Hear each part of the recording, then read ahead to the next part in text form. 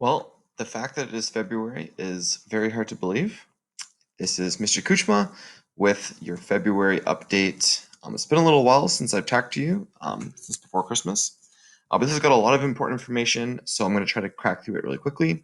We're going to talk about the provincial assessments, synchronous online courses, grad RSVP for grade 12s, re-enrollment, which is really important for everyone, phone call check-ins from me, and the PAC scholarships. So let's launch right into it. The craziest thing for me so far this February is that I now have a 5-year-old. Our eldest son turned 5 February 1st, which is absolutely crazy. And I've also been a little bit MIA because my wife and I just finished a bathroom reno in the basement for our rental, which is in the basement. We have 2 wonderful people down there, and they are pregnant and having a baby soon. That's very exciting. I am on the HCOS grad program homepage. There's been some updates on here from Chelsea and from Trish, who are the principal and like vice principal, you can kind of think of them as. And then we are the grad advisors. So they've got some information here on the homepage in the grad ceremonies and in provincial assessments. So we're going to start with the provincial assessments. If you are a student and you wrote your assessments back in November, those marks are all posted. And if you wrote just passed in January, that's awesome. I wanted to quickly mention just about the provincial assessments. This is actually just the ministry website. And there are going to be April and June assessments coming up. I know that there's been a couple people that have already been emailing me about those. So I don't schedule them. We actually have a wonderful guy named Gord Robidoux. He was hired on, and he is taking over all the scheduling of these assessments. Because you guys are all over BC here in the interior, he's going to be the one scheduling them in your local region. So that's going to be super awesome. And he'll have more details about that. But what I want to just let you know is that you're going to be registering for these when Chelsea sends out the registration links. So if you are in a grade, basically if you're in grade 10 or 11 or 12 and you haven't written your assessments, I would definitely strongly recommend writing them upcoming for this year, getting them over and done with, and just having them off your plate. So that's the first thing. I also really wanted to plug synchronous courses for a second. We implemented these last year for high school. And if you are looking right now at courses for next year, lots of families are already doing that. I cannot recommend these synchronous courses enough. I currently teach 2 online synchronous courses. I teach Workplace Math 11 and I teach Life Sciences 11. They're my favorite course. Some of you watching this are in my course. I really, really enjoy teaching them. I'm a teacher, so the teachers and students meet over Zoom every week for an hour. And it's just an awesome time to go through coursework together. And the reason why I want to plug them is because we are finding that the online synchronous courses have the highest success rate out of any course that we offer. So hybrid, individualized, online synchronous, that is the highest success rate that just across the board, whether it's math, English, science, social studies. If you're in the course and you're struggling, it's a lot easier for the teacher to find out. And because we are sticking with students and seeing them on a regular basis, it's a lot easier to manage our caseloads. And when students fall behind, it's very easy to send a quick email home to find out what's going on. So this year for synchronous courses in grade 10, we had all of the core courses, math, science, English, social studies, and we had both maths. We even had to split science into 2 different synchronous courses. There's the humanities, we had career life education, we even had Spanish and French.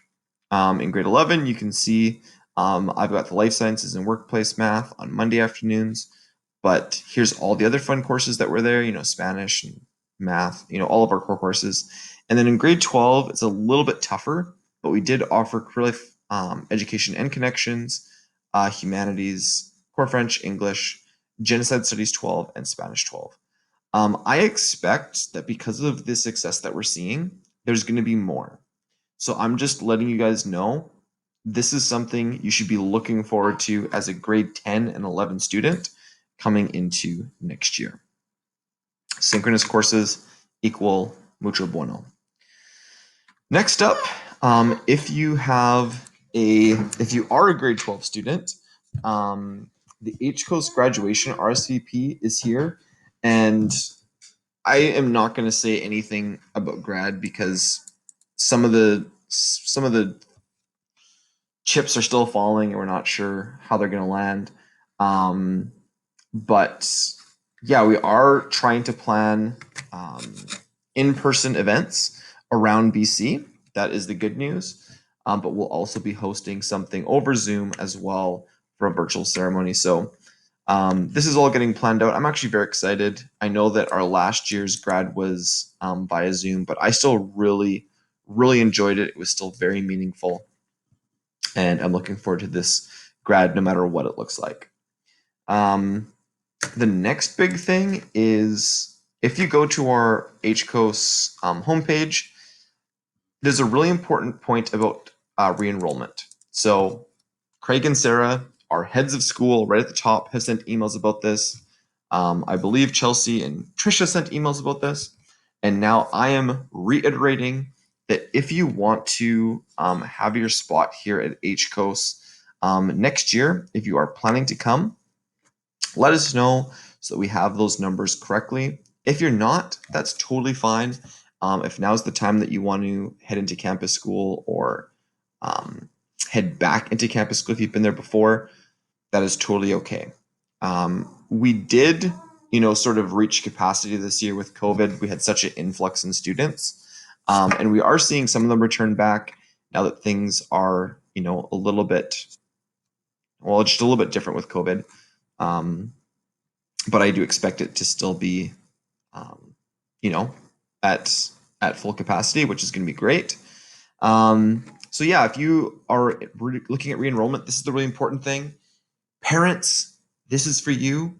You are the one that needs to go into NCOM and make sure that you click the re-enrollment button. If you are logged in as a student into NCOM, it will not work. The parent email has to be used to log in, and that is how you will access the re-enrollment. So that's really important. I also want to let you know that though it has been crazy for me, on my sticky note here, you're not going to see that, but maybe, phone calls. I have a list of every single student that I grad advise for, and I will be making phone calls over the next 2 weeks to check in with families. We finished first semester. Report cards have gone out. I know that some of you guys are struggling. I want to connect with you, find out solutions. Some of you guys are thriving. I want to celebrate with you. And some of you are trying to figure out plans. And no matter where you're at in just this year and in this journey, I do want to provide guidance as best as I can and help you guys do that. So just keep your phones open, I guess. Last up, the PAC scholarships just opened up. There's going to be a link. So if you are a grade 12 student and you're looking for scholarships and bursaries, HCOS actually oversees a couple. And this is through our Parent Advisory Council. So it's pretty sweet. There's a bunch of awesome people and parents who are involved here. Each scholarship is valued at $1,000, which is awesome. You work really hard for a couple hours and you could be making a lot of moolah. Those are all the things I need to check off. So I don't want to keep you too much. The one last thing I just wanted to say is in regards to students looking to go to university. So if you're not in grade 12 looking at universities, then you can go. But I just wanted to let you know that oftentimes universities have entrance scholarships. I've mentioned this to some students when I've met with them one-on-one, but I thought I'd quickly add this just to the end of this meeting today. My wife and I, we went to UBCO, and both of us received entrance scholarships solely based on our grades, which was really awesome. Most universities will have certain entrance scholarships because they do want you to come to their university. If they know that you're going to be doing your whole degree there, there's money in it for them. So I know that I personally, I believe there was different tiers, and I want to say that I got a $1,000 entrance scholarship for having a grade point average at 80 or more, and then I got an additional $2,000 entrance scholarship for having a 90 degree average and above. So I think I entered into university with a 91% average. Full disclosure, I came out of university with a 75% average. That was hard to stomach. The transition from high school to university was a lot harder than I thought, especially in the science program. Um, but entrance scholarships are awesome, and they are very specific to the university that you're applying to and you're getting accepted to. So if you are looking at going to UBCO, if you're looking to go to UVic, if you're looking to go to um, any university you choose, it'd be interesting. I would personally encourage that you do some digging, do some research, find out if there are entrance scholarships that you can apply for and you can get. Um, it could, mean the difference between, having first year, textbooks covered or things like that. So just wanted to quickly throw that out there. I think it's an important thing to note. Um, I don't know about you guys, but COVID has been tough. If you make it to the end of the video, um, yeah, I know that it's just been a struggle all around. I really hope that you guys are hanging in there. I know that as an extrovert myself, I am barely hanging in there. To plug the synchronous courses again, it is really nice to be able to see my students every week. Even though it is through Zoom, it's still fun. And I would encourage you guys to, reach out to a teacher, a friend, someone that you know. If you just need someone to, hang out with, I know that I get a lot of just life and energy from connecting with people. Oftentimes, I'll be Zooming other teachers to see how they're doing and to, find out how they're changing things up in their courses. And sometimes I take that to heart and I'll do things in my courses as well. So that is it for this February update. I look forward to chatting with you all personally on the phone soon, and I hope you guys are doing well. Take care, and I will be in contact.